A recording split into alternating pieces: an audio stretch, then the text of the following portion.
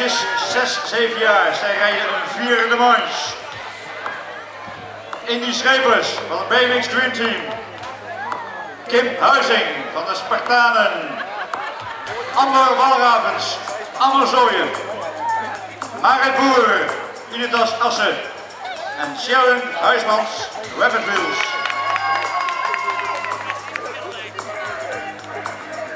De eerste 3 manches gingen tussen Indie Schepers en Kim Huizing. Dus dat kan spannend worden. Die gaat als eerste over de luchtgebuld. Ze zijn rijden naast elkaar.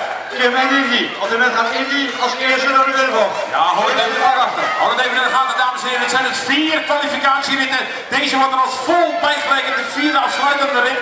Alle punten worden bij elkaar opgeteld en dan volgt de winnaar. Maar let op, er zit nog een klein addertje op het gas. We hebben 2 eerste plaatsen van Indie Schepers, 1 van Kim. Als Kim deze laatste finale zal winnen, hebben ze allebei 2 overwinningen. Maar als dat niet aan de hand is, is Indie Schepers met deze eerste plaats die ze nu heeft al Fries kampioen 2009. Alleen als Kim Huizing die eerste plaats zal kunnen overnemen, is zij de kampioen. Maar dat gaat niet gebeuren. Het BMX Dream Team kan opnieuw een beker en het trui gaan koesteren. Want dan komt ze aan op zij Fries kampioen 2009, Indie Schepers.